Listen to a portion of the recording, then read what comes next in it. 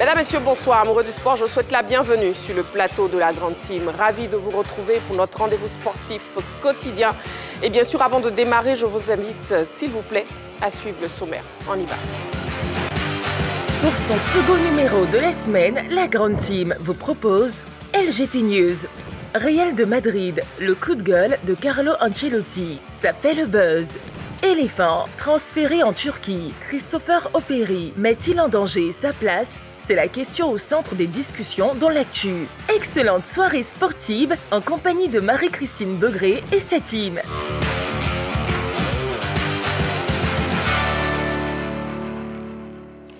Éléphant transféré en Turquie, Christopher Operi met-il en danger sa place? C'est la question LGT de ce soir. Et pour nous joindre, vous aurez non seulement la page Facebook de la 3, mais aussi le téléphone de la 3 dont le numéro est le 27 21 59 93 99. 27 21 59 93 99. 90 minutes d'émission en direct sur la 3, votre chaîne préférée, la chaîne qui vous offre 3 fois plus de sport. C'est maintenant avec Roger Stéphane. Bonsoir. Bonsoir Marie-Christine Begré. Joël Diomandé, bonsoir. Bonsoir Marie-Christine. Ballot, bonsoir. Bonsoir Marie-Christine. Et Coach Alain, bonsoir. Bonsoir Macri. Voilà, on démarre avec la première rubrique de l'émission. C'est LGT News. Bien sûr, on vous donne l'essentiel de l'actualité sportive. C'est maintenant, on y va. Intéressons-nous à présent au football. Séminaire VAR, clôture de la session de formation.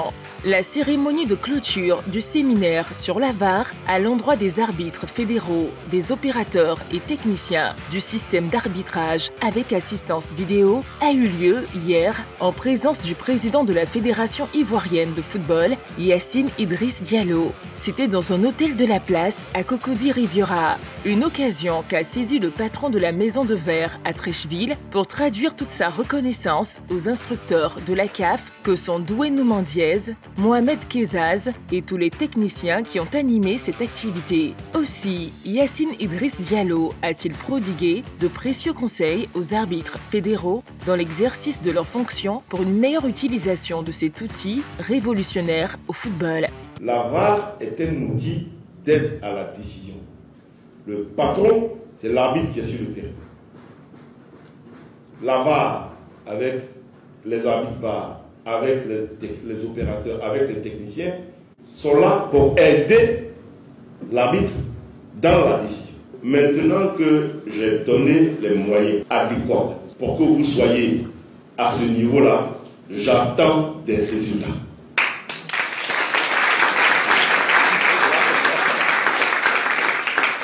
J'attends des résultats par le travail que vous allez faire. Au plan national, déjà sur les championnats Ligue 1, Ligue 2, D3. Et au plan international, je veux que vous soyez des modèles de réussite et de succès en Afrique. Et je le dis ainsi à Kalou et à Etienne, je serai sans pitié. Ça, il faut que vous le notiez. J'ai dit sans pitié.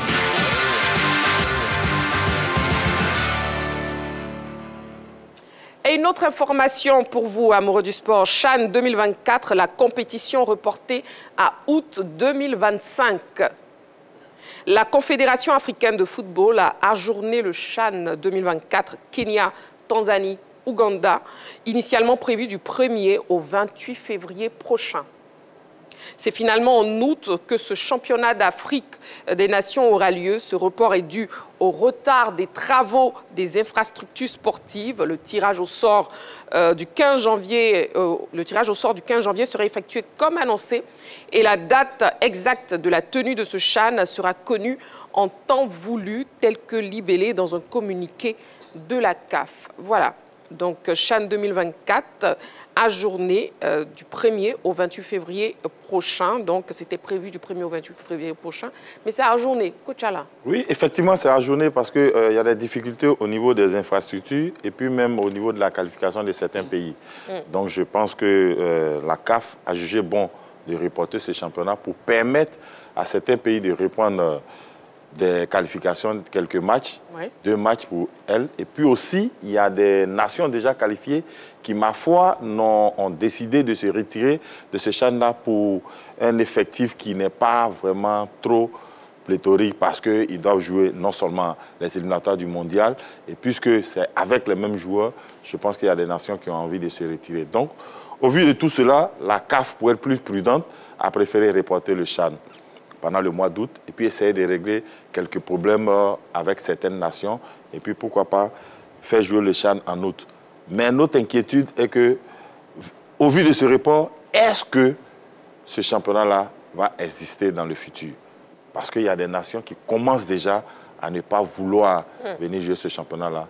Vraiment, ça sera dommage si ce championnat disparaît parce que pour nos joueurs locaux, c'était la seule lucarne où vraiment on pourrait les voir exprimer leur talent et pourquoi pas profiter de cet espace-là pour avoir des contrats ailleurs. Bon, coach Alain, ça c'est un autre débat. Pour l'instant, c'est maintenu. Et bon, oui, c'est maintenu. On souhaite même que ça se passe très bien. Et effectivement. En tout cas, le tirage au sort aussi est maintenu et c'est prévu pour le 15 janvier. Et justement, vous pourrez suivre le tirage au sort du CHAN en direct sur les antennes de la 3. Voilà, séminaire VAR, clôture de la session de formation. On en parle avec Choalo Diomandé. Oui. Écoutez, je pense que ça a été un moment assez important. Pendant 10 jours, 2 instructeurs de la CAF, l'Ivoirien Doué Mendez et le Marocain Mohamed Ghezas, ont essayé d'expliquer aux arbitres fédéraux, pas seulement les arbitres fédéraux, mais aux opérateurs et techniciens du système d'arbitrage. Parce que c'est vrai, il y a les arbitres, mais il y a les techniciens du VAR. Donc pendant 10 jours, Doué et Mohamed Ghezas ont expliqué le protocole, les méthodes, les procédures. Même la presse a eu droit à un séminaire des explications. Et je pense que c'est un moment important parce qu'aujourd'hui, c'est vrai que tout le monde parle du VAR. Ça se dit, hein, le VAR ou la VAR, les deux passent. Mais ce qui est important, quand j'ai écouté Doué Mendez, il a dit un truc assez intéressant. Il dit qu'il revient aux instructeurs nationaux de poursuivre le travail au quotidien. Pendant 10 jours, il y a eu cette formation, mais c'est un travail qui doit se poursuivre. Et il y a des instructeurs nationaux qui sont sur place, qui vont poursuivre le travail, parce qu'il ne faut pas s'arrêter là. Il faut continuer la formation, c'est un processus. Et puis, il faut aussi dire que c'est vrai, la VAR, c'est une machine, mais les arbitres restent au centre des décisions. Parce que c'est vrai que la VAR existe, mais c'est l'arbitre, les arbitres qui décident. Bien sûr. Donc je pense que ça va peut-être résoudre beaucoup de choses, parce que ces derniers temps, l'arbitrage est décrié ici. Et j'espère que nos hommes en noir, comme on le disait de façon traditionnelle, ont tiré profit de ce séminaire-là. En tout cas, donc, la cérémonie de clôture du séminaire sur la VAR à l'endroit des arbitres fédéraux. Bon, donc comme vous l'avez dit, Choalo Diomandé, ça se dit le VAR ou la VAR. Coach Alain, vous dites quoi? La VAR. Balo, vous dites quoi? On dit les deux, parce que la... Non, vous choisissez quoi? Non, il n'y a pas à choisir, puisque le VAR... Non, moi je choisis, moi je dis la VAR. Voilà. D'accord, bon, ok, on dit la VAR. Je ne sais pas, vous la VAR. Dites la VAR. Et Choalo, vous dites la VAR. Vous avez commencé avec le VAR tout à l'heure. Le VAR, c'est l'arbitre. Mais après, vous avez vidéo assistance. Vidéo, c'est au féminin, assistance au féminin. Bon, on dit le VAR, ça passe, mais la VAR, je pense que devrait être... Ça passe plus. Voilà, qui devrait couler un peu plus, quoi, la VAR. Le VAR, c'est pour l'arbitre. Il faut savoir que le VAR, ce sont les arbitres qui pilotent la VAR, qui est l'outil. C'est pourquoi je dis que les deux se disent. Les deux se disent. On préfère la VAR pour l'outil, puisque c'est l'outil qui est mis en avant. Ce n'est pas les arbitres, c'est l'outil. Voilà, donc c'est la VAR. Balo, vous avez eu une bien belle voix ce soir. Oh oui. C'est le feu du Barça. C'est une voix de rocker. C'est un Barcelonais. Il a trop crié. Balo, vous avez trop crié dimanche. Non, c'est la grippe. C'est une grippe. C'est la grippe. Vous avez sur le sujet de Carlos Ancelotti tout à l'heure. Prompt rétablissement, Balo. Merci. Voilà, c'est pas du tout Barça qui vous a fait crier. Non, même pas. D'accord. Bon, dans sa buzz, on parlera de Carlo Ancelotti. Ok, d'accord. Allez, pour l'instant, débrief des news. On poursuit. Et Centrafrique, justement, Rigobert Song, nouveau sélectionneur. Balo. À 48 ans, Rigobert Song a été nommé sélectionneur de la Centrafrique par un arrêté ministériel de monsieur le ministre Rodolphe Héritier Bonheur, ministre des Sports de la Centrafrique. Et il faut savoir qu'il succède à Raoul Savoie limogé en octobre. Et il succède à Raoul Savoie limogé en octobre, dont l'intérim était assuré par Eloge Enza, qui était ancien capitaine de l'équipe centrafricaine. Il faut savoir que ce qui a milité pour Rigobert Song, c'est quand même une faculté à qualifier les Lions indomptables pour la Coupe du Monde en ayant l'obtenir en Algérie. Il y a eu aussi cette faculté pour l'équipe du Cameroun à se qualifier en 8e de finale, même si elle s'est inclinée face au Nigeria. Eh bien, les Camerounais se sont qualifiés lors du match face à la Gambie. C'était un match coup près, un match très important. Mais on voit que Rigobert Song a su insuffler de la détermination et de la force mentale à l'équipe, mais derrière, il n'a pas su donc emmener cette équipe le plus loin possible en Coupe d'Afrique des Nations. On se souvient que Samuel Eto'o, lors d'une interview, avait regretté son limogeage. Il avait dit qu'au football, eh bien, la loi universelle était l'obtention des résultats. C'est la raison pour laquelle Rigobert Song n'avait pas été reconduit. Donc, il faut savoir qu'il y a aussi une polémique autour, hein, parce que mardi, la fédération dit qu'elle n'a pas été associée à cette décision. La fédération de football centrafricaine. Effectivement. Donc, dans un communiqué, elle a signalé que c'est sur les réseaux sociaux qu'elle a appris l'information et que cette décision avait été prise de manière unilatérale.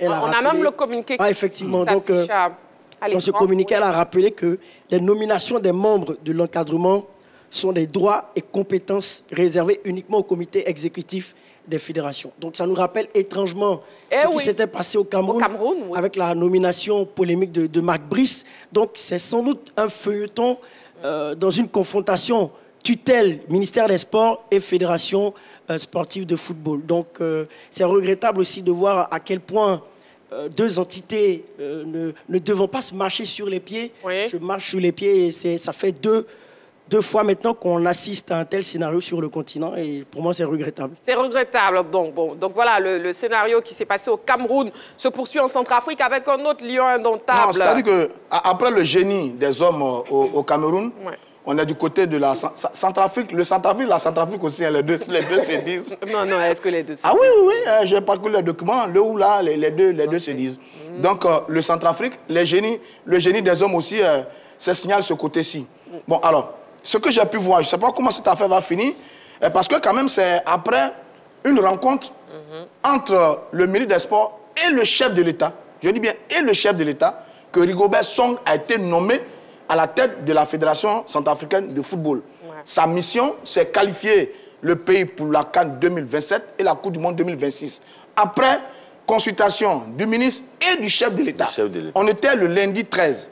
Juste le lendemain, le mardi 14, la Fédération centrafricaine pond un communiqué dans lequel la Fédération dit qu'elle n'a pas été consultée, elle n'est pas d'accord avec cette nomination et que les prérogatives de nomination d'un sélectionneur sont celles du comité exécutif de la Fédération. Voilà encore une autre affaire qui vient secouer le football africain.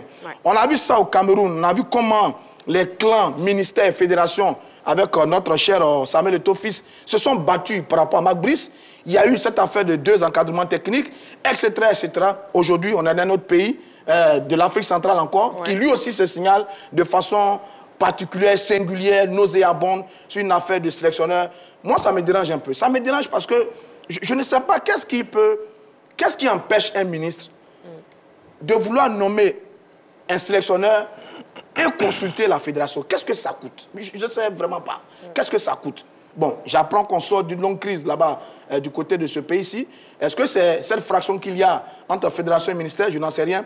Mais c'est encore déshonorant pour le continent africain d'assister à chaque fois cette guéguerre qu'il y a entre les responsables du sport, ministère et fédération, et toujours au football qui reste au centre des grandes crises entre les hommes du sport dans les pays, parce que le football déchaîne beaucoup de passion et beaucoup d'argent. C'est un peu dommage. J'espère que la CAF va regarder tout ça et puis peut-être intervenir une bonne fois pour toutes pour qu'il n'y ait plus ce type de situation dans un pays africain. Rigobert Song, nouveau sélectionneur en Centrafrique. On attend donc la suite des événements. Pour l'heure, on marque une petite pause. Vous ne bougez surtout pas, amoureux du sport. On se retrouve dans seulement quelques secondes pour la suite de notre émission. A tout de suite.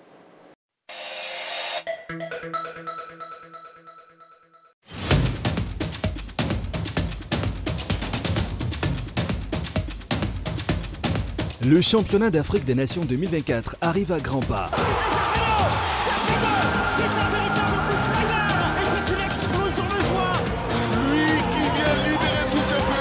En attendant le début de la compétition prévue au Kenya, en Tanzanie et en Ouganda, place au tirage au sort. Quelles seront les grandes affiches du tournoi? Suivez le tirage au sort de la 8e édition du Championnat d'Afrique des Nations ce mercredi 15 janvier 2025 à partir de 16 h en direct sur la 3.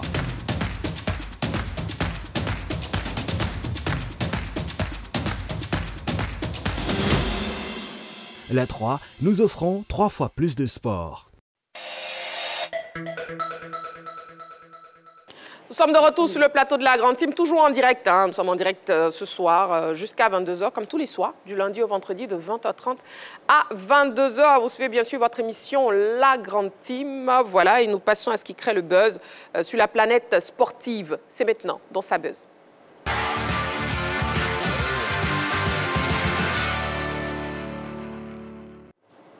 Alors, Carlo Ancelotti, oui, l'entraîneur du Real Madrid n'a pas mâché ses mots après le revers essuyé en Supercoupe d'Espagne face au Barça. Cette vidéo plante le décor et après on se retrouve sur le plateau pour en parler. On l'écoute. Le choc tant attendu dimanche dernier en Supercoupe d'Espagne entre le Real de Madrid et le Barça avait comme un parfum de déjà-vu. Les merengues ont sombré de nouveau face au Blaugrana 3 mois après un premier naufrage à domicile en Liga 4-0. Les Madrilènes ont été laminés 5-2. La claque reçue par Madrid en Supercoupe d'Espagne a valu un gros coup de gueule de Carlo Ancelotti qui a néanmoins épargné Kylian Mbappé. Ce soir, je ne retiens rien. Sinon le match de Mbappé. Il a fait un très bon match, il a marqué. Pour ce qui est du reste, il faut tout oublier et aller de l'avant, a signifié le technicien italien. Carlo Ancelotti a pointé du doigt sa défense totalement à la rue et incapable de contenir les vagues barcelonaises. Nous avons mal défendu, que ce soit dans le pressing haut ou dans le bloc bas. Cela leur a permis de marquer trop facilement, a-t-il déploré, avant d'inviter tous ses joueurs à s'impliquer pour la bonne marche de l'équipe. À noter qu'Eduardo Camavinga et Aurélien Tchouaméni ont été vivement critiqués par la presse espagnole. Ces deux joueurs sont totalement passés au travers de leur match. Voilà, Carlo Ancelotti, voilà le coach du Real Madrid, a pointé du doigt son équipe. Bon, est-ce qu'il n'a pas aussi sa part de responsabilité quand même, parce que c'est un travail collectif. Coach Alain, je vous demande, je vous pose la question. Oui. Ben écoutez, quand ça ne marche pas en football, c'est tout de suite c'est l'entraîneur qui est pointé du doigt. Mais vous savez, tu peux mettre une stratégie en place et puis sur le terrain, les joueurs peuvent faire autre chose. On n'est pas une séance d'entraînement où on peut arrêter et puis corriger et puis demander aux joueurs de leur tirer les oreilles pour qu'ils repartent de l'avant. Mais on a un match officiel. C'est quand même des gens qui sont payés à des millions. C'est quand même des gens qui sont responsables. À des milliards même. À des milliards. Ils sont responsables. Arrivé à un certain moment, comme je le dis toujours, il y a des capitaines dans chaque compartiment du terrain. Il y a un capitaine, c'est vrai que celui qui a le brassard. Il a le gardien de but, qui est le capitaine de la défense, qui est capable de guider, de dire, de crier sur ses joueurs. Il y a le milieu défensif qui voit mieux comment les attaquants se déplacent. Et devant, il y a un leader qu'on appelle le buteur qui est devant, qui galvanise tout le monde. Mais l'un mis dans l'autre, on retrouve celui qui a le brassard, qui est le maître à jouer. Mais si vous n'êtes pas capable, arrivé à un certain moment, de vous surpasser et de dire, écoutez les gars, stop, c'est nous qui jouons, on est en train de prendre de l'eau de partout, il faut qu'on prenne nos responsabilités et que vous voulez rentrer dans l'adversité, aller taper déjà n'importe comment. Mais regardez, par exemple, le comportement de Vinicius. Ouais. Ça sort de... Ça devient ridicule. Parce qu'à chaque fois que le Real est dominé, chaque fois, ils doivent prendre des coups et prendre des cartons. Mais ça déséquilibre un peu ce que l'entraîneur met en place. Il faut dire que dans ce match, il y a eu un non-match pour les joueurs du Real, dans la mesure où, tactiquement, ils n'ont rien présenté. Ils ont été dominés dans tous les compartiments. Regarde, ils sont les premiers à marquer à la 4e minute. Ouais. On se disait le match était plié. Mais 10 minutes après, mais après même le but, à la 5e minute, ils n'ont plus vu le ballon jusqu'à ce qu'ils encaissent l'égalisation. Mais quand tu sais que, tactiquement, les gens sont en train de dominer, mais faites un bloc bas, et puis on les attend, et puis on procède par contre-attaque, puisqu'on a la vitesse devant. D'accord. En tout cas, Carlo Ancelotti n'est pas du tout content et il pointe du doigt son équipe. Oui, je suis allé au demander. Oui, mais c'est vrai que quand tu écoutes Yoncia, c'est un entraîneur, il veut défendre son collègue, on peut le comprendre.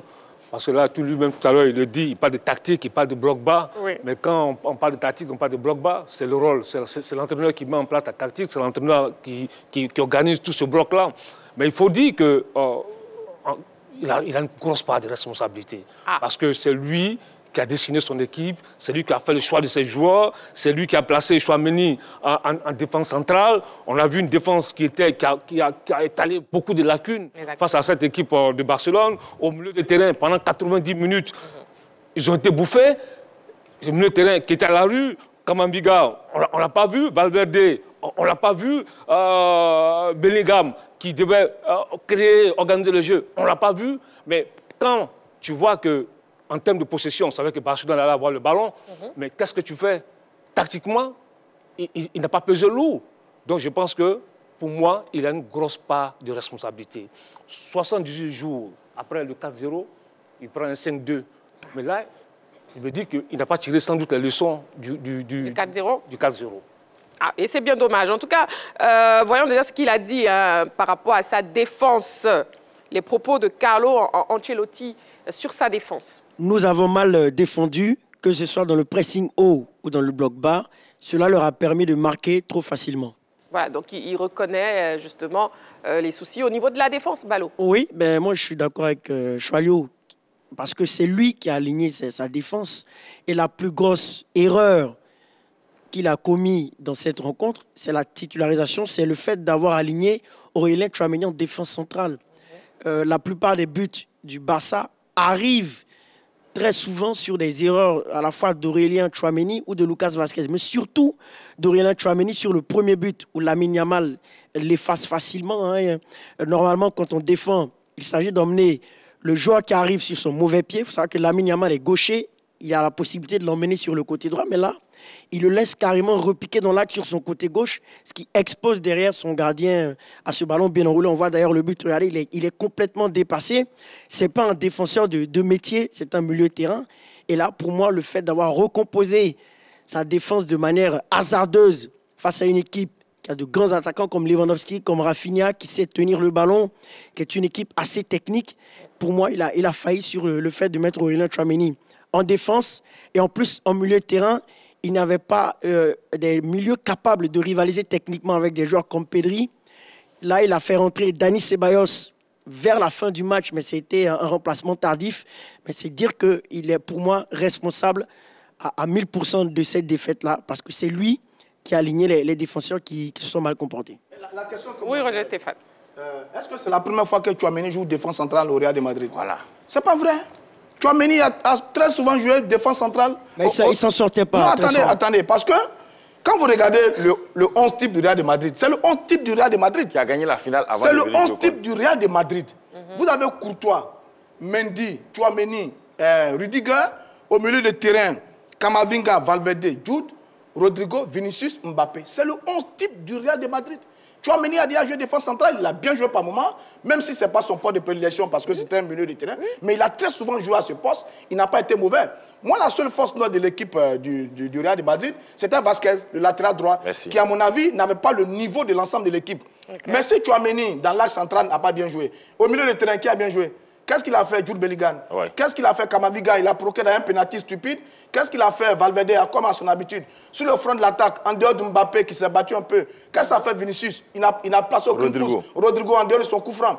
Donc, ce 11 type, c'est le 11 du Real, habituellement. Seulement, il faut que tous ceux qui sont du côté Real de Madrid, à commencer par Ancelotti lui-même, il faut qu'ils aient l'humilité de reconnaître que le Barça était plus fort. Le Barça a été plus fort. En 5 minutes, les Barcelonais ont pris la température du match. 2 grosses occasions. C'est Thibaut Courtois qui sauve. Quand le Real de Madrid ouvre le score avec Mbappé, l'équipe ne panique pas. Pedri joue au milieu de terrain, Cassano joue au milieu de terrain, Yamal est sous son aile, Rafinha est dans la provocation, Lewandowski est dans l'efficacité. C'était du très grand Barça. Et c'est ça qui a gagné le Real de Madrid.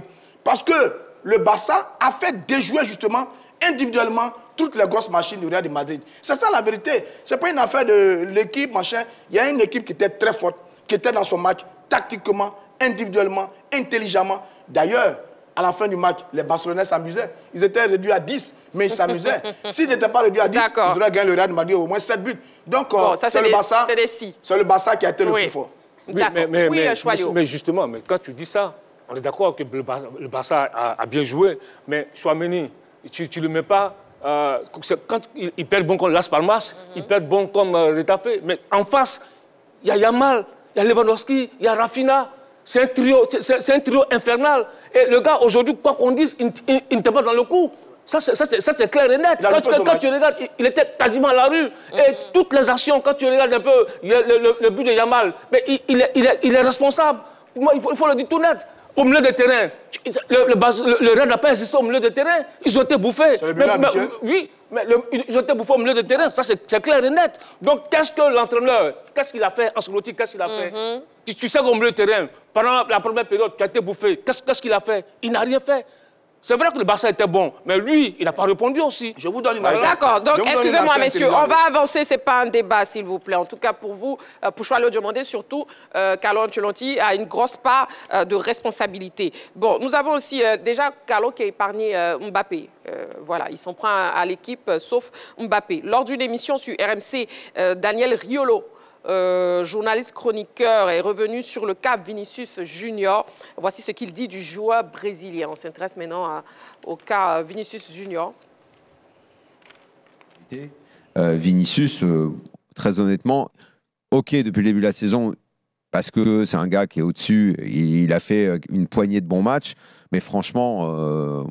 moi, ses performances sont nettement en baisse cette année. Mais Vinicius, il est en train de s'enfermer dans autre chose depuis cette année. Moi, Vinicius, je le trouve absolument insupportable dans à peu près tout ce qu'il fait. Maintenant, je reconnais des qualités qui sont extraordinaires, mais quand il est bon, mais là, pour moi, il est en train de se perdre. Il est en train je sais pas, il vise autre chose.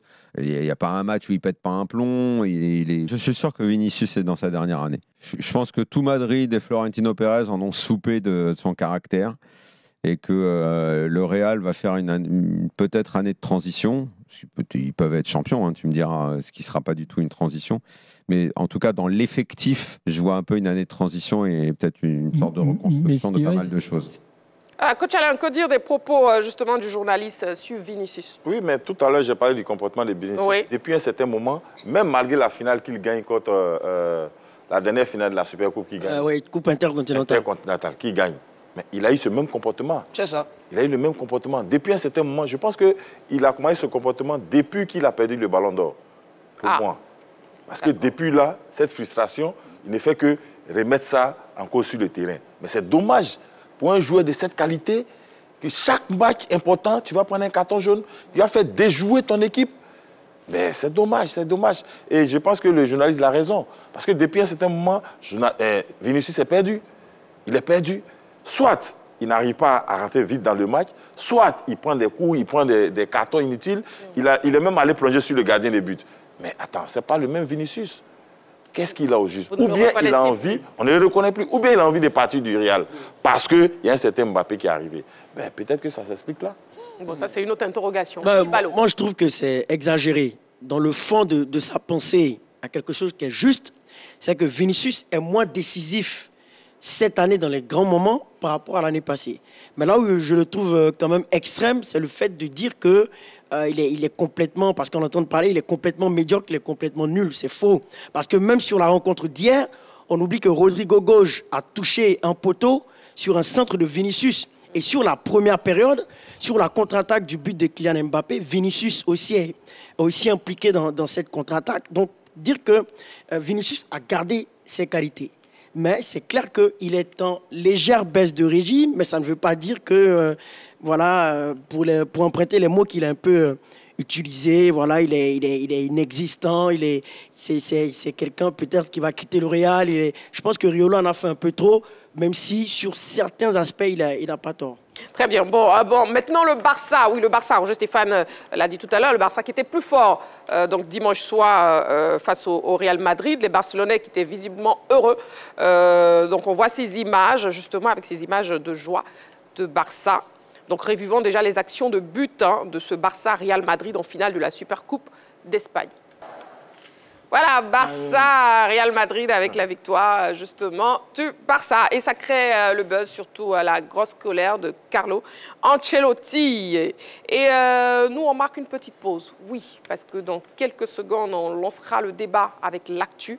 Et sur ce plateau, nous avons Choalio Diomandé, Roger Stéphane, Ballot et Coach Alain. Et bien sûr, vous pourrez nous appeler dans quelques secondes au 27 21 59 93 99. On part à la pause. À tout de suite.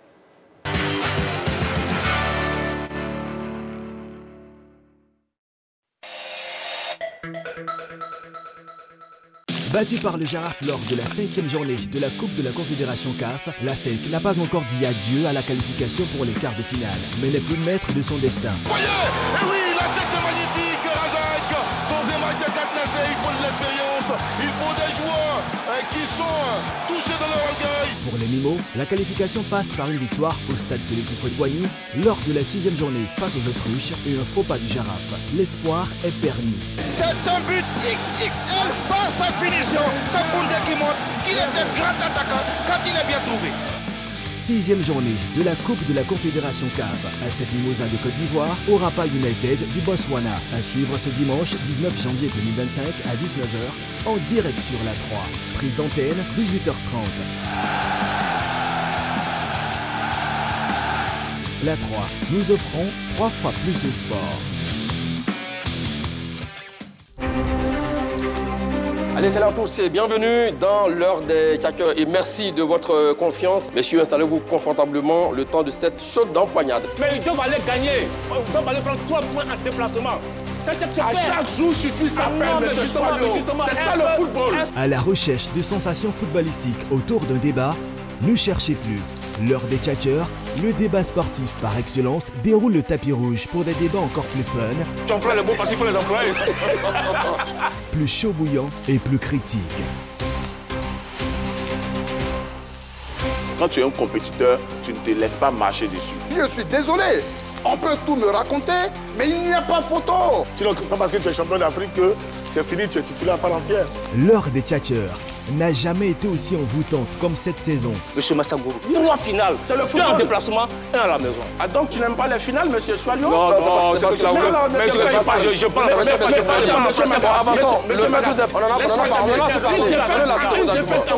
donc ça veut dire quoi? Le profil, la polyvalence, oui, des éléments qui importent pour provoquer le bord. Laisse-nous attendre. Magat et ses tchatcheurs, sans langue de bois, vous donnent rendez-vous du lundi au vendredi à 10h en direct sur la 3. Les débats plaisir, c'est toujours sur la 3. Allez, salut. À la 3, nous offrons 3 fois plus de sport.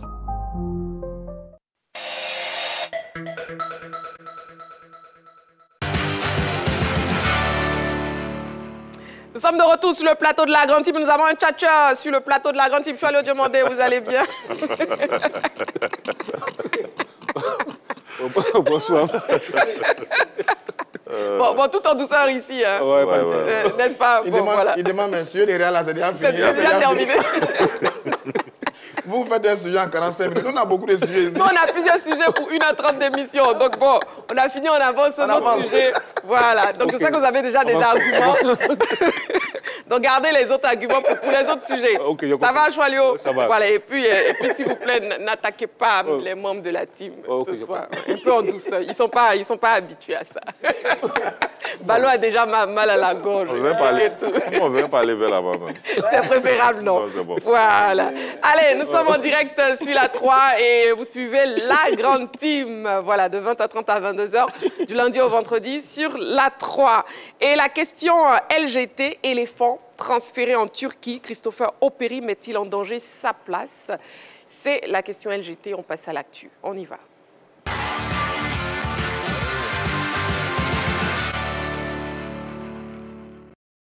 Pour nous joindre, le 27 21 59 93 99, 27 21 59 93 99, vous pouvez précéder de l'indicatif plus 225 si vous nous appelez hors des frontières de la Côte d'Ivoire ou vous avez la page Facebook de la 3.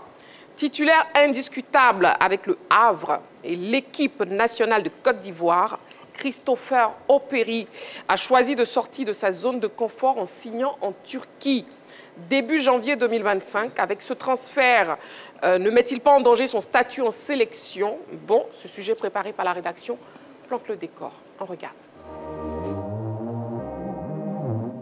L'international ivoirien Christopher Opéry écrira la suite de sa carrière professionnelle en Turquie. Le latéral gauche du Havre a signé le 7 janvier 2025 un contrat de 3 ans et demi en faveur d'Istanbul Başakşehir. La Super League est le 3e championnat dans lequel il évoluera après la Ligue 1 française et la Jupiler League belge. Formé à Caen, c'est à Châteauroux que Christopher Opéry dispute son premier match officiel en septembre 2017 à 20 ans. Son parcours le conduit ensuite à la Gantoise où il signe en juin 2021. Peu utilisé, il résilie son contrat en fin de saison après avoir remporté la Coupe de Belgique. En juin 2022, le défenseur ivoirien retourne en France et débarque au Havre. Avec les Ciels et Marines, il exprime enfin la pleine mesure de son talent, dispute 75 matchs au total et marque 5 buts. Cette saison, pilier du dispositif de l'entraîneur Didier Digard, Christopher Opéry a joué 14 rencontres, toutes en tant que titulaire.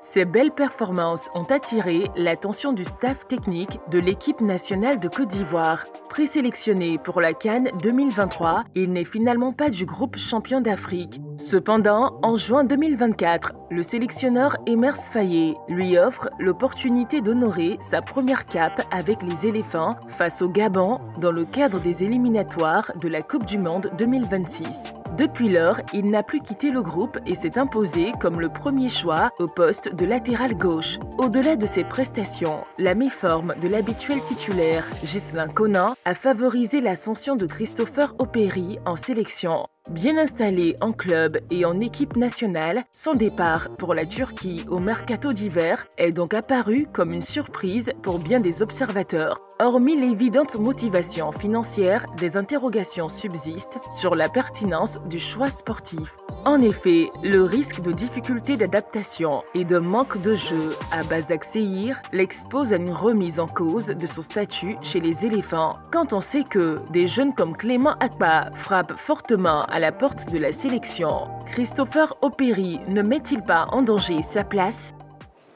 Transféré en Turquie, Christopher Opéry ne met-il en danger sa place? Oui, c'est bien la question LGT de ce soir. Le téléphone est ouvert. Bon, pour mieux mener notre discussion, je vous propose déjà de voir la liste, l'affiche et les performances de Christopher Opéry cette saison. Oui, donc il se nomme Christopher Théa Opéry, né le 29 avril 1997 à Abidjan, ivoirien. Il évolue au poste de défenseur. Il a évolué à Caen, à Châteauroux, à la Gantoise, au Havre. Et le club actuel, c'est Istanbul Başakşehir. 7 sélections pour 0 but. Vainqueur de la Coupe de Belgique en 2022. Et ses performances cette saison avec le Havre s'articulent comme suit. 14 matchs, 14 titularisations, 1260 minutes disputées, 0 but, 2 passes, 0 carton jaune. Voilà, et la question LGT, transféré en Turquie, Christopher Opéry met-il en danger sa place chez les éléphants? À vos panonceaux, messieurs, un oui ou un non, s'il vous plaît. Et bien sûr, après, vous pourrez argumenter. C'est un non pour tout le monde, à l'exception de Coach Alain. Voilà, c'est bien visible. OK, Coach Alain, on vous écoute. Vous avez donné un oui. Oui. Écoutez, quitter le championnat français qui est 5e au niveau mondial et puis aller dans un championnat qui est 10e, pour moi, c'est faire 3 pas, voire même 5 pas en arrière. Parce qu'aujourd'hui, la plupart des joueurs qui jouent dans les championnats turcs, la plupart ne sont pas titulaires en sélection. Vous comprenez?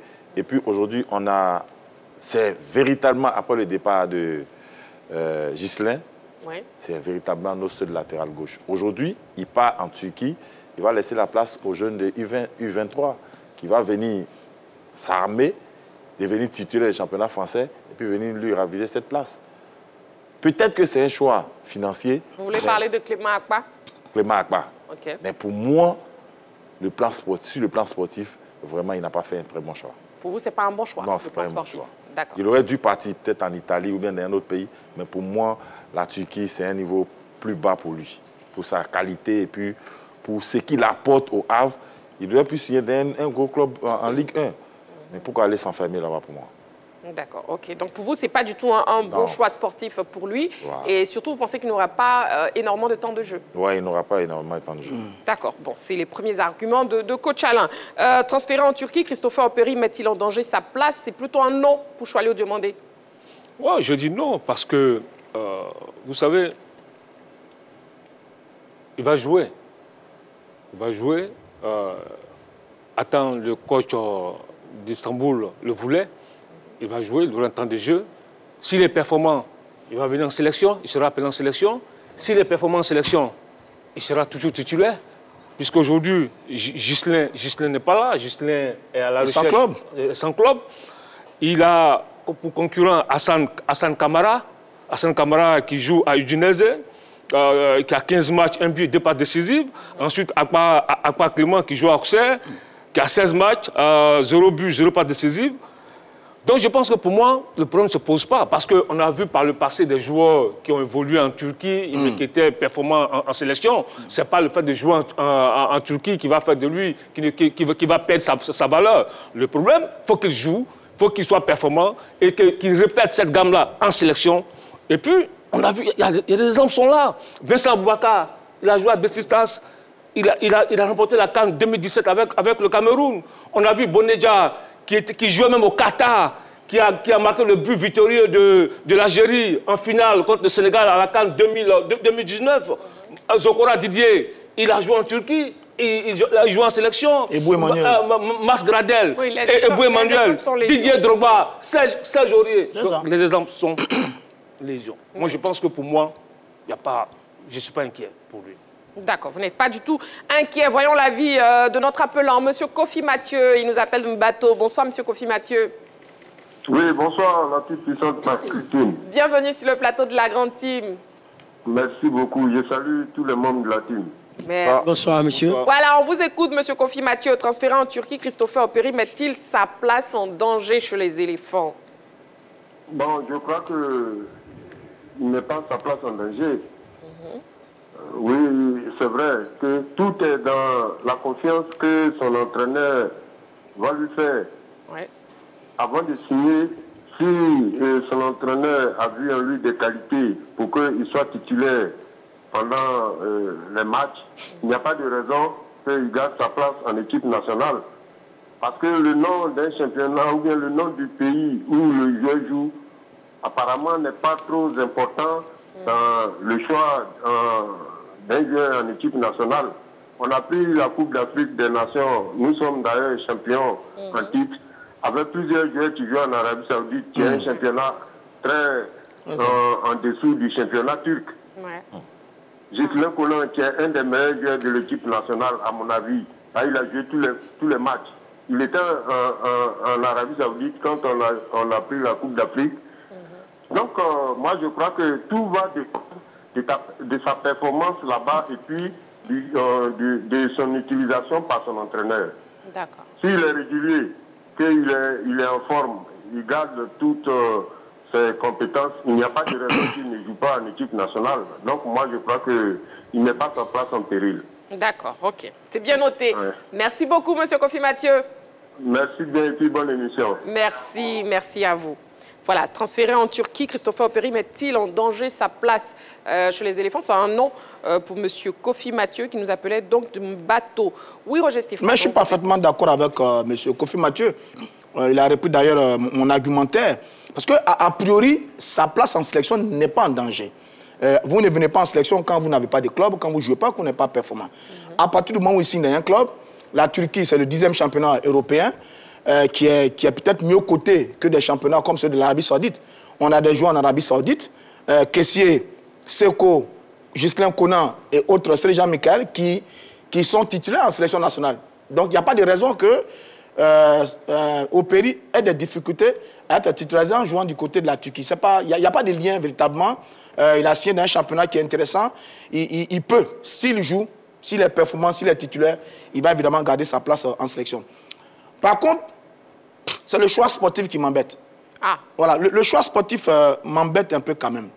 C'est un garçon extrêmement talentueux, international ivoirien, qui joue en Ligue 1 française et qui va signer en Turquie. En Turquie, il ne signe pas d'un top club. Il ne signe pas à Galatasaray, à Fenerbahçe, à Beşiktaş, à Trabzonspor, qui sont les clubs les plus titrés.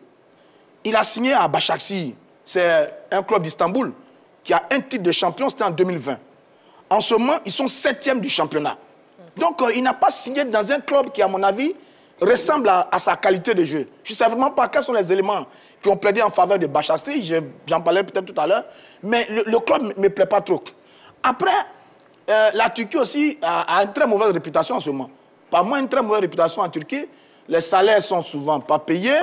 Des contrats ne sont pas respectés. Certains joueurs s'en plaignent, ils ont laissé des plumes là-bas. Oui. Donc, c'est des éléments inquiétants. Son choix sportif ne me plaît pas du tout. Mais sinon, a priori, sa place de titulaire n'est pas du tout menacée en sélection nationale. À partir du moment s'il arrive à être titulaire, à jouer, à performer, oui, il va rester dans le couloir gauche des éléphants. Mais il y a beaucoup à dire sur le choix sportif du côté de la Turquie. Il y a beaucoup à dire parce que, Roger Stéphane, certes, vous dites non, mais vous rejoignez Coach Alain dans les arguments du oui. Non, il faut bien comprendre, c'est deux choses. La précision de sa titularisation en sélection n'est pas un problème, mais son choix sportif n'est pas intéressant. Très bien. C'est deux choses. Il a pris quand même quelques de vos arguments, Coach Alain. Coach Alain, une seconde, juste l'appelant. Monsieur Fofana Média de Boaké. Bonsoir, Monsieur Fofana Média. Bonsoir, Marie. Bienvenue sur le plateau de la Grande Team. Comment ça va, ma soeur? Très bien, ravi de vous entendre. Voilà. Allez, on vous écoute. Salut. Bonsoir, monsieur. On vous écoute, monsieur Fofana Média. Christopher Opéry, met-il en danger sa place chez les éléphants? Non. Ok, on vous écoute. Oui, parce que si Solo a déjà coupé la langue tout à l'heure, parce que s'il est performant dans son club là, pourquoi ne pas l'appeler? Ok. Mais je crois, s'il doit venir en Afrique, là on peut dire qu'il a mis son poste en danger. Mais en Europe là-bas, il peut être performant là-bas. On a plusieurs joueurs qui sont passés là-bas. Et on les appelait tout le moment, ils voulaient jouer et puis ça passe. Donc vraiment, moi je me dis qu'il n'a pas mis son poste en danger. Son poste est toujours en valable. En tant qu'il est physique, une fois il joue là-bas, ça y est, il est obligé de l'appeler. S'il ne joue pas là, ça c'est autre cas. Okay. Seulement qu'il n'a qu'à garder son poste serré dans son club pour qu'il puisse appeler à tout moment. Un joueur qui est compétent là, on est obligé de l'appeler. S'il n'est pas compétent là-bas, là, on met, ça c'est un autre cas. Exactement. Mais depuis bon Dieu, pour ne pas qu'il y ait des boubous au niveau dessus, s'il joue, je crois que le petit, il a son poste toujours. Bonne soirée à vous. Merci beaucoup, M. Fofana Média. Merci pour votre participation à l'émission. Il nous appelait donc de Boaké. Pour lui, non, Christopher Opéry ne met pas du tout en danger sa place. Coach Alain, on n'a pas terminé le tour de table. Voilà. Vous désirez vous exprimer, mais Ballot n'a pas encore. Non, en fait, je voulais arguments. préciser quelque chose. Oui, la Turquie d'hier n'est pas la même Turquie d'aujourd'hui. Stéphane l'a précisé. Oui. Parce qu'aujourd'hui, tous les joueurs qui sont partis là-bas cherchent à quitter la Turquie parce qu'il y a des problèmes de salaire, il y a des problèmes d'intégration, il y a tout ça. Donc, l'un mis dans l'autre, quand je réfléchis un peu à son choix sportif, mais je me pose beaucoup de questions. D'accord. Je ne veux pas que ça lui arrive. Vous allez donner vos questions tout à l'heure, vous allez plus étaler. Juste, on termine le tour de table avec les arguments de Ballot qui a aussi donné un non. Oui, j'ai dit non parce que le Emers Faye a déjà donné le baromètre de choix de sa sélection. Il a dit performance, régularité et apport. Je pense que Choalio et Roger Stéphane ont déjà largement parlé de la performance et de la régularité en club. Mais moi, je vais parler de l'apport. Parce que Christopher Opéry, force est de reconnaître qu'il a apporté quand même du sang neuf au poste de latéral, de par sa qualité de centre, de par son implication offensive. Donc pour moi, si étant Istanbul Başakşehir, qu'il garde toujours ses qualités de centre, ses qualités de détermination dans les duels, pour moi, il sera appelé en sélection. En rien, ça nous met en danger sa sélection. Et il faut savoir que le sélectionneur compare des joueurs sur la performance, sur les statistiques, sur l'évolution dans le club, mais il ne les compare pas sur le pédigré des clubs. Sur ça, on est tous d'accord. Mais maintenant, moi, je vais dire au coach Alain Yonsoin et à Roger Stéphane de ne pas lui en vouloir, mais de plutôt se poser la question de savoir est-ce qu'il avait le choix de signer dans un club supérieur à Istanbul Başakşehir. Là, on n'en sait rien. Quelles étaient les propositions sur la table pour Christopher Opéry pour qu'il décide d'aller à Istanbul Basaksehir. Là, on n'en sait rien. Peut-être qu'il y a eu des propositions inférieures en termes de montant et même inférieures en termes de pédigré. Et pour moi, avant de signer à Istanbul Basaksehir, ce n'est pas une signature qui a pu se faire sans garantie. Étant titulaire au Havre, s'il signe dans un autre club, c'est qu'il a l'assurance d'être titulaire dans ce club-là. Donc pour moi, ça ne se pose pas, le problème ne se pose pas tellement au niveau de cette signature pour moi, parce qu'on ne connaît pas les clubs qui le demandaient par rapport à Istanbul Basaksehir. D'accord, nous avons un appelant, M. Diomandé Mamadou de Sipilou. Bonsoir, M. Diomandé Mamadou. Marie? Oui. Christine? Oui, M. Diomandé Mamadou. Bonsoir. Bonsoir, M. Diomandé Mamadou. Bienvenue sur le plateau de la Grande Team. Je salue coach Alain. Oui. Mon frère Diomandé. Oui. Rodia et le seul Sénéfo Balo. Djeneka, monsieur Djeneka, je sais pas nous monsieur. Ok. Monsieur Diomandé Mamadou, on vous écoute. Christopher Opéry. Lui, il est doux, Diomandé Mamadou, lui, il est doux. Opéry, c'est vrai qu'il a quitté une compétition plus médiatisée, qui est la Ligue française, et allé en Turquie. Ben moi, je dis qu'il ne met pas sa carrière en péril. Parce que le coach Faye a pour objectif l'homme en forme du moment. Donc, tout est dans sa main. Tout est dans la main d'Opéry. Opéry, s'il prend son travail au sérieux en Turquie et qu'il enjambe, qu'il est classé et qu'il joue régulièrement en Turquie et que M. Faye a l'œil sur lui pour voir qu'il est en forme dans le championnat turc, je sais que sa carrière n'est pas mise en danger. Mais vraiment, comme il a quitté un championnat médiatisé pour aller dans un championnat un peu caché, qui est le championnat turc, moi je dis que vraiment on va prier pour Opéry, pour qu'il cache sa forme, pour qu'il convainc M. Faye, pour qu'en équipe nationale, il ait toute sa place. Oui, monsieur Diomandé Mamadou. Bon, avec la 3, tout champion, 3 étoiles, et alors seulement, bonne émission, la paix avec la 3. Voilà, merci beaucoup, M. Diomandé Mamadou, qui nous appelait donc de Sipilou. Voilà, bon, après le tour de table, effectivement, voyons quelques interrogations de coach Alain, Choalio Diomandé. Est-ce que, justement, Christopher Opéry ne s'expose pas à un manque de temps de jeu? Est-ce qu'il va rentrer dans les plans de l'entraîneur, du coach? Écoutez, moi, je pense que, d'abord, ce qu'il faut dire, c'est que ce club-là, qui est un club ambitieux. Ce club a été créé le 15 août 1990. C'est un nouveau club. Qui n'a pas l'histoire de Fenerbahçe, de Galatasaray, c'est un nouveau club. Et qui a déjà gagné une fois le titre de champion turc. 2020. 2020. Donc c'est un club qui est ambitieux, qui est aujourd'hui, Roger l'a dit, septième au classement. Un club qui vise des places européennes. Et il faut venir un joueur, attendre à la fin venir, ça pour le faire jouer.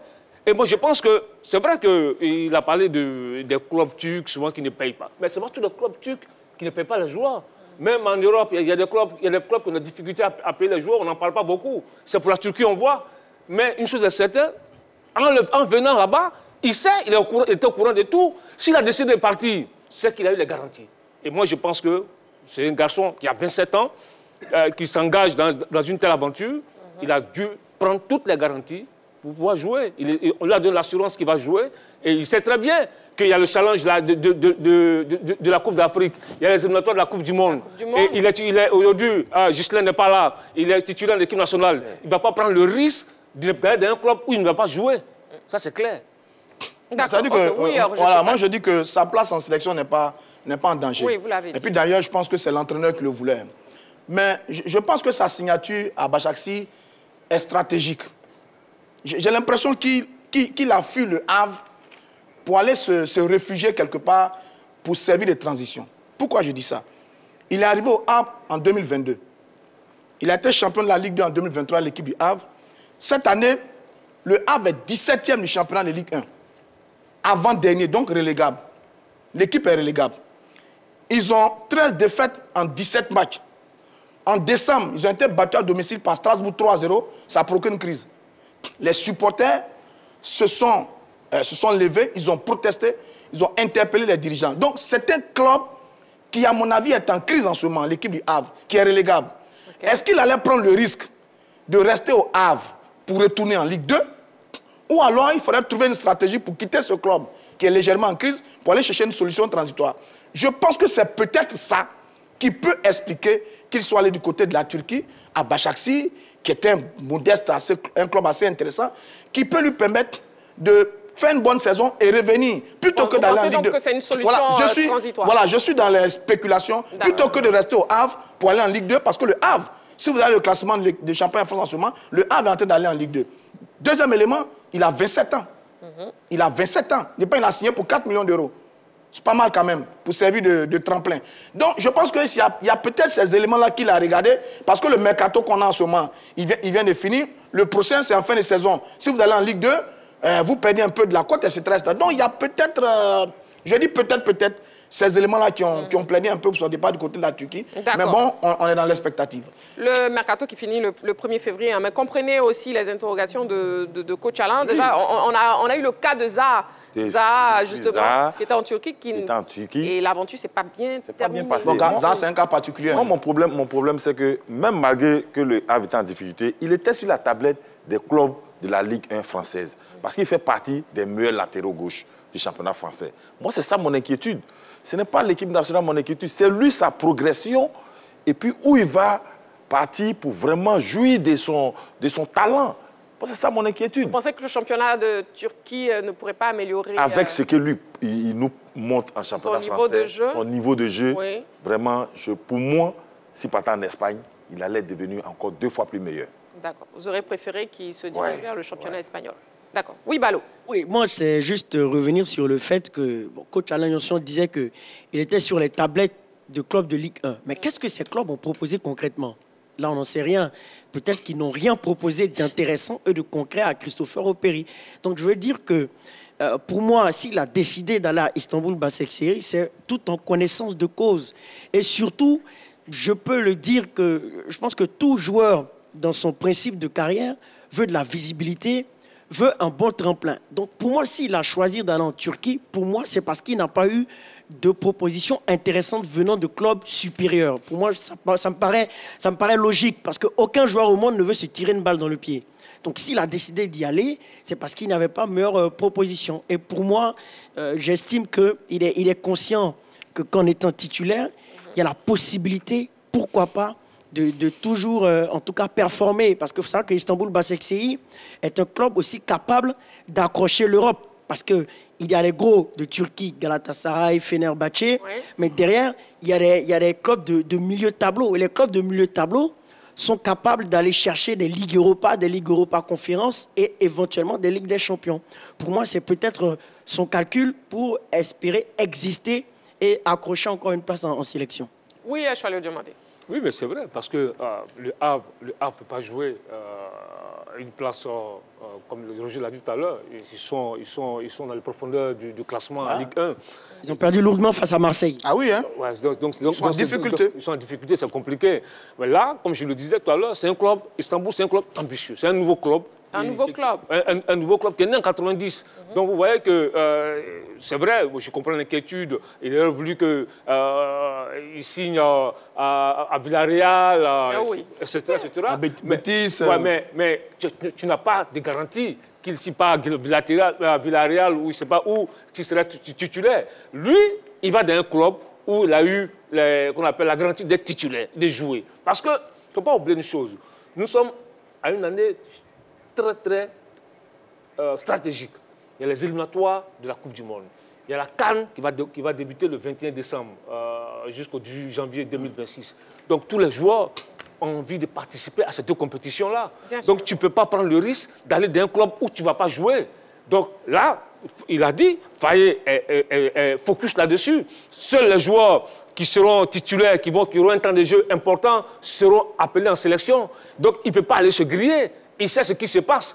Donc je pense que c'est vrai, l'inquiétude existe, mais moi je pense qu'il a sans doute pris toutes les garanties avant de s'engager. D'accord. Donc vous pensez qu'Operi a les garanties comme quoi il aura suffisamment de temps de jeu, voilà, dans son nouveau club. Ok, nous avons un appelant, Monsieur Edja Kouadio André, il nous appelle de Songon. Bonsoir Monsieur Edja.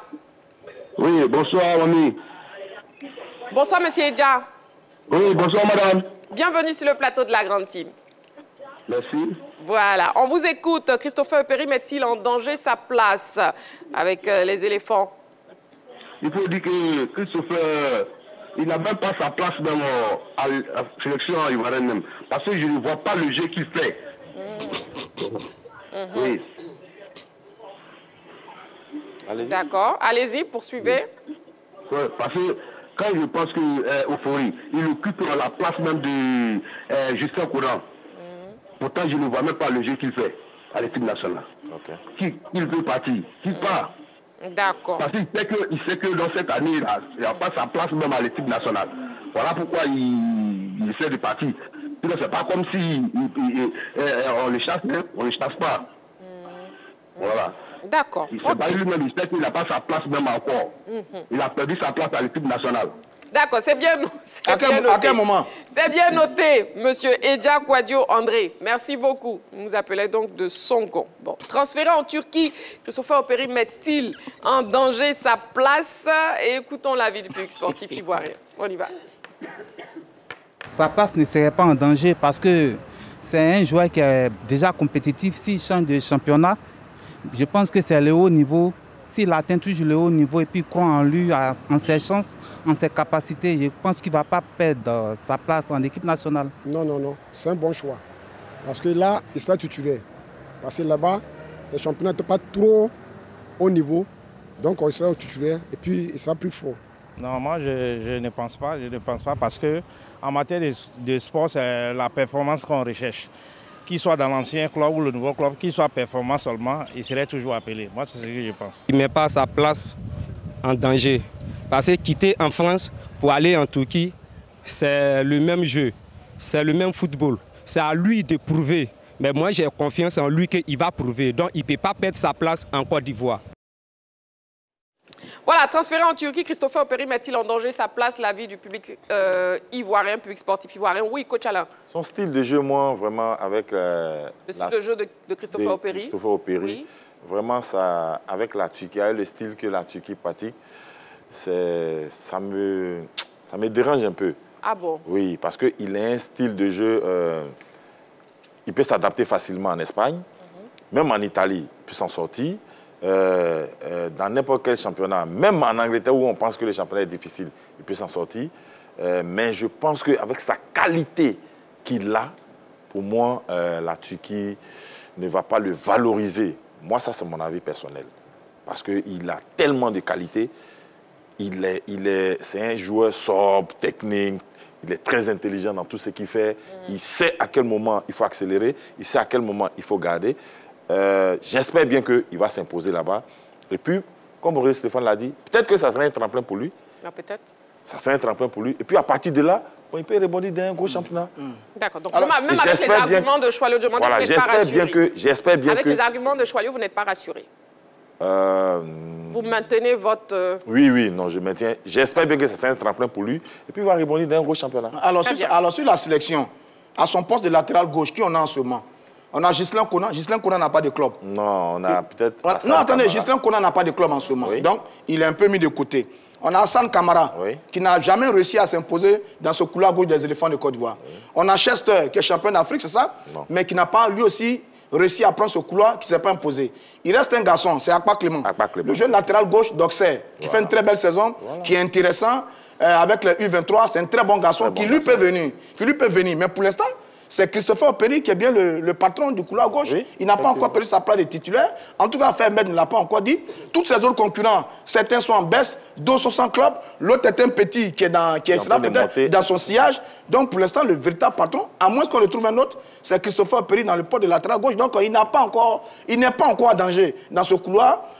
On attend la suite des événements, mais pour l'instant, je ne pense pas qu'il y ait un vrai problème Operi dans le couloir gauche des éléphants de Côte d'Ivoire. Il n'y en a pas du tout. D'accord. Et mais si Clément Akpa brille avec Auxerre, est-ce qu'il ne pourrait pas être... Oui, mais justement, mais il en faut deux. Oui. Il en faut deux quand on fait les sessions à ce poste. Akpa, il est très intéressant avec, comment il s'appelle, Ahmad Traoré du côté d'Auxerre. Il fait une très belle saison. Oui. Je crois qu'il a 14 matchs. Moi, je l'aime bien, ce garçon. Il a un bon jeu défensif, il a un beau jeu offensif.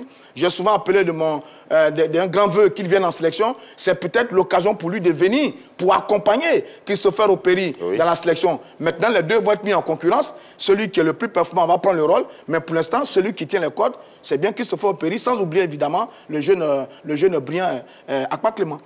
C'est pour signifier que si Clément Akpa brille à Auxerre, ça ne veut pas dire que Christopher Operi ne va pas briller en Turquie. Ça n'a rien à voir. Je pense le coach va tout regarder les différents rendements des deux joueurs. Mais ce qu'il faut savoir avec Christopher Operi, c'est qu'il a déjà un vécu en sélection. Il s'est déjà acclimaté à l'environnement de la sélection. Donc ça, c'est un avantage dans l'optique de l'apport. Parce que c'est vrai qu'on compare les joueurs sur leur performance et leur régularité. Mais le sélectionneur aussi regarde l'apport du joueur et sa capacité à se fondre dans la masse de la sélection. De ce point de vue, pour moi, Christopher Operi a déjà un avantage. D'accord. Et puis terminer, Choualou. Oui, effectivement, il a un avantage. Parce qu'aujourd'hui, Konan Ghislain, on l'a dit, on le répète, il n'a pas de club, il a la recherche d'un club. Il y a qui aujourd'hui? C'est Christopher. On a ce garçon, un garçon qu'on a appelé de tous nos voeux qui viennent là. Et il est venu, il n'a pas été catastrophique. C'est vrai qu'au mercato, il change de cap, mais il va avoir un temps de jeu important. Peut-être que le challenge, sans doute financier, et il ne faut pas oublier, ça peut être aussi sportif et financier. Donc, il a sauté sur l'occasion, mais il est sûr d'avoir un temps de jeu important. Donc, pour moi, il n'y a pas vraiment le feu à la demeure. Puisque quand tu regardes bien, Akpa Clément, c'est un U23 c'est une des promesses à ce poste-là. Quoi qu'on dise, c'est un garçon qui est extrêmement important. Et il est intéressant, il a 23 ans, il a joué 16 matchs avec Auxerre, 0 but, 0 pas décisif, mais il a beaucoup de qualités. Mais une chose est certaine, c'est Faye MS qui aura... Il a un problème de riche. Il a un problème de riche parce que tu as Akpa Clément, tu as Hassan Kamara aussi qui, c'est vrai, il n'a pas encore marqué d'une pierre blanche son passage en sélection, mais il reste quand même dans les tuyaux de Faye MS. Donc moi je pense qu'à ce niveau-là, il n'y a pas d'inquiétude. D'accord. OK. Éléphant transféré en Turquie, Christopher Operi met-il en danger sa place? Voilà, c'était la question LGT de ce soir. Nous avons un deuxième sujet en actu ce soir, éliminatoire Coupe du Monde U17 féminine. Donc voilà, la qualification pour le second tour est-elle compromise? La Côte d'Ivoire qui a été tenue en échec, un but partout à l'issue de la manche allée du premier tour des éliminatoires de la Coupe du Monde U17 féminine. On en parle tout de suite. Voilà. Donc messieurs, bon, quelle analyse déjà vous faites de ce résultat à domicile? Roger Stéphane. Bon, écoutez, concéder un match nul à domicile dans une confrontation directe en aller-retour, ce n'est pas forcément un très très bon résultat. Est-ce que la qualification est à portée de main? Je vais dire non. Est-ce que la qualification est compromise? Je vais dire non. Autrement, il y a un dernier match à jouer de 90 minutes. Il faut aller le disputer. La seule bonne note, c'est qu'au match aller, nos filles ont été intéressantes. Kwame Rennes ouvre le score à la 5e minute. On domine bien cette équipe sénégalaise. On se crée beaucoup d'occasions, mais malheureusement, on n'arrive pas à scorer.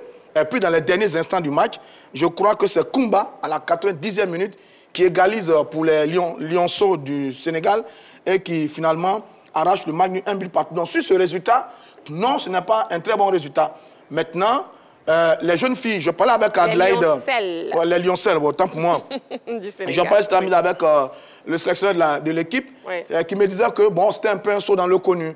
Ces jeunes filles-là n'avaient pas une carte internationale, elles n'avaient pas beaucoup d'expérience, on ne connaissait pas très bien l'adversaire. Bon, maintenant que c'est fait et qu'il y a ce premier pas-là, on peut peut-être aller négocier pour ce match retour une victoire en terre sénégalaise. Mais avouons-le, ça ne va pas être facile. Ce n'est pas une mission impossible, mais ça ne va pas être facile parce que l'idéal n'était pas de concéder un match à domicile. Regardez la joie des Sénégalaises. Quand elles viennent sur le terrain après l'égalisation, elles ont marqué un but qui va valoir de l'or au match retour. Mais il reste 90 minutes à jouer. Il faut aller chercher la qualification. La qualification pour le second tour est-elle compromise? C'est un non pour Roger Stéphane. Oui, coach Alain? Non, c'est un non. Parce que dans le contenu, je pense que les éléphants étaient au-dessus de l'équipe sénégalaise. Parce que quand tu regardes le gabarit, tu regardes la forme des Sénégalaises, pour moi, avant le match, je me suis dit, ben, écoutez, elles vont bouffer nos filles. Mais techniquement, tactiquement, les éléphants étaient au-dessus. Elles pouvaient même planter 5-0 à cette équipe sénégalaise. Personne n'allait crier au scandale. Mais malheureusement, elles ont eu le pied carré. Et puis, ce qui est intéressant dans l'affaire, c'est que les jeunes filles, comme la sélectionneuse Koudounia Adelaide l'a dit, elles étaient dans l'inconnu. Maintenant qu'elles ont les vidéos du match aller, je pense qu'elles vont travailler là-dessus. Et je suis sûr que cette équipe-là peut se qualifier là-bas. Elle peut marquer même plus de 2 buts là-bas. Donc, voici ce qu'a dit en substance la sélectionneuse Koudounia. Koudounia Ozoa Adelaide. Koudounia Adelaide, donc voilà ce qu'elle dit en substance. Oui, donc nous n'avions aucune information sur cette équipe et nous avons voulu nous mettre à l'abri en marquant tôt. Malheureusement, nous nous faisons rattraper à la dernière minute pour défaut de concentration. Maintenant que nous connaissons cette équipe, nous allons bien préparer notre déplacement. On a les moyens de marquer là-bas et se qualifier. Oui, Balou. Après les propos de la sélectionneuse Koudouignon. Oui, c'est rassurant, mais c'est sur la dernière phrase que moi je veux intervenir. Oui, cette équipe a montré qu'elle a les moyens de marquer, dans la mesure où elle s'est procuré pas mal d'occasions, que techniquement, effectivement, elles étaient au-dessus. Mais le gros problème, c'est défensif. C'est défensivement parlant qu'il y a un problème, parce que sur l'égalisation des Sénégalaises, pour moi, il y a une grosse absence défensive. Il y a eu une erreur de relance dans un premier temps, et derrière, il y a une sortie de la gardienne, et les défenseuses n'ont pas su couvrir leur gardienne dans la mesure où la Sénégalaise a pu sortir en lobe. Donc pour moi, les inquiétudes sont au niveau défensif parce que pour moi, il y a un chantier. C'est vrai que l'équipe était méconnue, l'équipe sénégalaise était méconnue maintenant qu'elle est connue, mais c'est surtout les lacunes défensives qu'il va falloir gommer dans l'optique du match retour pour ne pas se faire surprendre. Oui, par rapport au match retour, oui, je suis allé au demander, allez-y. Oui, non, mais moi je pense qu'il ne s'agit pas ici d'avoir un contenu. Le problème, quand ce genre de match, quand tu joues à domicile, il faut gagner 2-0, 3-0, il ne faut pas prendre le but. Il ne faut pas prendre le petit fameux but qui fait souvent la différence. Et c'est vrai que nos filles ont commencé très fort, 5e minute, but de Apo Rennes, la joueuse de Yamoussoukro FC. Oui. Et puis, elles n'ont pas pu se mettre à l'abri. 5e minute, vous marquez un but, vous ne corsez pas l'addition, vous ne marquez pas un 3e but. Et puis, 90e minute, dans le temps additionnel, 1-1. Je pense que mathématiquement, sur le plan comptable, le résultat est mauvais. C'est un mauvais score. Quand tu joues à la maison, dans ce genre de tournoi, il ne faut pas prendre un but, il ne faut pas concéder ce nul-là. Maintenant, c'est le football. Ouais. C'est un autre match qui va commencer à Thiès le week-end prochain. Oui, le match retour, oui. Le match retour. Elles ont les moyens de faire la différence. Mais ce qu'il faut faire, en allant à Thiès, ce match-là, il faut vite marquer. Si tu marques très tôt, tu te mets en confiance, tu fais douter l'adversaire. Et là, c'est notre match qui va commencer. Elles doivent oublier le match de Makori, se projeter sur Thiès, revoir ce qui n'a pas marché et surtout se montrer efficace. Parce qu'à 0-0, les Sénégalaises sont qualifiées. Donc, on est là en difficulté. On est en ballottage défavorable. Elles sont donc dans l'obligation de marquer. De marquer des buts. Oui. À 2-2, on sera qualifié. Donc, c'est un match où il ne faut pas faire de calculs. Il faut aller chercher à marquer. Chercher à marquer, oui, Roger. Non, ça veut dire que c'est une équipe qui est quand même en nette progression. Hein. Elle a une petite histoire. Je sais qu'elle a été mise sur pied en mars 2024. Ouais. En avril, on est allé jouer 2 matchs amicaux au Maroc. En juin-juillet, on est retourné au Maroc pour jouer 2 matchs amicaux. En décembre, on était au Ghana pour participer au tournoi UFOAB. La plupart des joueurs sont des élèves et des collégiennes. C'est difficile de les avoir pour les rassembler, etc. etc. Ouais. Et là, en plein éliminatoire, sur le premier tour des éliminatoires de la Coupe du Monde, elle croise le Sénégal, qui aujourd'hui est devenu une référence en matière de formation au niveau du football local. Vous avez remarqué tout ce que les Sénégalais ont fait avec les U17, les U20, le CHAN, etc., etc. Donc ça, en allant réaliser ce match nul, qui est un peu frustrant, parce qu'on aurait pu mettre beaucoup plus de buts pour se mettre à l'abri. C'est frustrant. Mais c'est une équipe qui est dans la progression et c'est bien. Parce que ces jeunes filles-là, qui sont sorties pour la plupart des centres de détection mises à la disposition des clubs de Ligue 2. Je rappelle qu'il y a 7 clubs de Ligue 1 qui ont donné des joueuses. Ça fait qu'il y a un groupe qui est en train de se mettre en place. Et ça, c'est très bien. Maintenant, on espère que le match retour au Sénégal sera la confirmation de cette progression orchestrée par Adélaïde et derrière la fédération pour cette équipe qui est en train de se construire. Donc, on est un peu déçu de ce match nul, mais c'est ça l'inexpérience, c'est ça un peu l'ignorance, la naïveté des jeunes joueuses. Elles jouent, le ballon ne va pas au fond. Après, à la fin, on est à 1-1, on doit aller au Sénégal, c'est compliqué.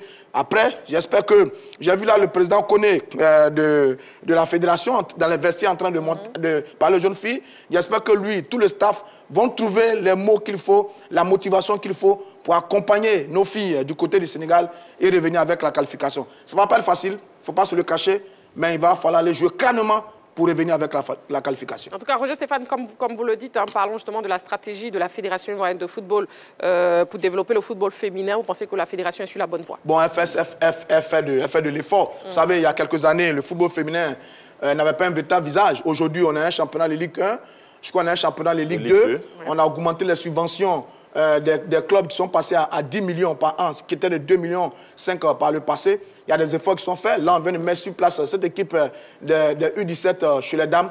Il y a des efforts qui sont faits. Maintenant, il faut continuer, c'est avoir des championnats réguliers dans les différentes catégories, continuer à travailler pour performer et aider le football féminin à devenir un football le plus important. La CAF a mis un point d'honneur sur la subvention qui a été octroyée à la Fédération après la Coupe d'Afrique, à travailler, à développer le football amateur, dont le football féminin. Donc, il y a une obligation en ce moment du côté de la Fédération de poursuivre les efforts qu'elle a commencé par rapport au football féminin. Et ça, c'est une très bonne chose. On espère que dans les années à venir, le football féminin va avoir un véritable visage au plan local. Et ce serait une très bonne chose pour notre football. Oui, Choualio. Oui, mais parce que moi, souvent, j'ai un problème souvent avec les fédérations. Souvent, on a des équipes de U17, de U19, machin, mais il n'y a pas de championnat de ces catégories-là. Je ne sais pas maintenant comment on sélectionne ces joueurs-là, comment on forme ces équipes-là. Donc, il faut revenir à la base. C'est vrai que déjà, il y a des efforts qui sont faits, mais quand tu as une équipe de U17, après, il ne faut pas laisser tomber. Il faut mettre en place un championnat de U17. On a les moyens de le faire. Aujourd'hui, on a des infrastructures, on peut faire jouer ces gamines-là, mettre en place un championnat de U20, U19, pour qu'on joue. Puisque souvent, il n'y a pas de championnat de U17 et on a des équipes nationales de U17. Moi, honnêtement, ça me gêne souvent. Et bien, ce n'est pas seulement chez les dames, même chez les hommes. Donc, je pense qu'à ce niveau-là, il faut revenir à la formation. Il ne faut pas négliger la formation. Il faut faire jouer ces gamines-là. Il faut faire jouer ces gamins-là. C'est pour la vie. Parce que le football, sans la formation, il n'y a pas de football. Puisque ces jeunes-là, c'est le futur de demain. Exactement. Mais si ces jeunes-là, déjà à 17 ans, 18 ans, ne jouent même pas en sélection, ça va être compliqué. Donc, pour moi, c'est vrai, on va se qualifier peut-être pour la Coupe du Monde. C'est une très bonne chose. Mais il faut revenir à la base, il faut revenir à la formation. Revenir à la formation, oui, Balo. Oui, revenir à la formation, d'autant plus qu'il y a des qualités individuelles intéressantes. J'ai vu la porteuse du numéro 12, Fanta Sangaré, qui nous sort une très belle passe sur le premier but des Éléphantes. On voit, oui, effectivement, et on voit aussi que ce sont des joueuses qui ont des capacités techniques, mais aussi physiques. Parce que sur le premier but des Éléphantes, on a encore un bon pressing, une présence dans les duels. Donc, c'est dire que intrinsèquement, comme d'habitude en Côte d'Ivoire, il y a toujours des talents, que ce soit chez les hommes, chez les cadets, chez les minimes ou même chez les femmes. On a des talents individuels qu'il va falloir mettre en valeur. Et comment est-ce qu'il faut les mettre en valeur? C'est à travers la formation, c'est à travers des championnats réguliers pour qu'elles soient mises en jambe, pour qu'elles aient l'habitude des grandes compétitions. Parce que la gestion aussi des scores relève de l'habitude des grandes compétitions. Elles ont fait un but partout en Côte d'Ivoire. Elles doivent aller sortir un match du côté de Thiès. Mais quel match elles doivent sortir? C'est au niveau de l'expérience. C'est avec de l'expérience qu'on acquiert la gestion des matchs, la gestion des doubles confrontations. Donc oui, on lance un vivant appel à la fédération de continuer sur sa voie, de créer des vocations, parce qu'il y a beaucoup de jeunes filles aujourd'hui qui, à défaut d'évoluer dans certains métiers, peuvent venir tout simplement au niveau du football grâce à un cadre qui est bien ficelé, qui est cohérent. Oui, coach Alain. Allez. Écoutez, elles ont des difficultés quand même pour former cette équipe parce qu'elles voulaient se baser sur l'OASU. Malheureusement, les championnats d'OASU ne se déroulent pas et les filles là n'arrivent pas à jouer. Donc, elles sont obligées de faire des détections par école pour pouvoir former cette équipe de U17 et puis U20. Il faut d'abord encourager cette fédération et surtout la sélectionneuse qui vraiment fait mains et pieds chaque fois. Elle a aujourd'hui 3 joueuses qui ont des papiers administratifs, des meilleurs. Et je pense que d'ici, peut-être aujourd'hui, si elle a ces papiers-là, elle ira se qualifier là-bas. Parce qu'il y a une qui est défenseur, qui est latéral droit, il y a une qui est défenseur central, et puis il y a une qui est numéro 10. Avec tous ces joueurs-là, quand tu les vois aux entraînements, tu sais qu'il y a de la bonne graine. Maintenant, il faut vraiment mettre le mécanisme en place pour accompagner ces jeunes filles-là. Parce que si elles se qualifient demain, quelle sera la suite? Quelle sera la suite? Exactement. En tout cas, bonne chance à nos U17. Voilà, la grande team de ce soir, c'est terminé. Merci beaucoup, messieurs. Choualio Diomandé, merci. Merci beaucoup. Merci. Voilà, c'était tout en douceur par rapport... Heureusement. C'était tout en douceur, non? Vous n'avez pas agressé les autres membres de la team. C'est bon. En tout cas, revenez quand vous voulez à Choualio Diomandé. Il n'y a pas de souci. Voilà, vous avez votre place ici. La prochaine fois, on lui envoie Jean-Philippe Aurier. Merci beaucoup. beaucoup, messieurs. Merci beaucoup à vous, amoureux du sport. On se retrouve demain en direct 20h30. D'ici là, prenez soin de vous et n'oubliez pas, faites toujours du sport.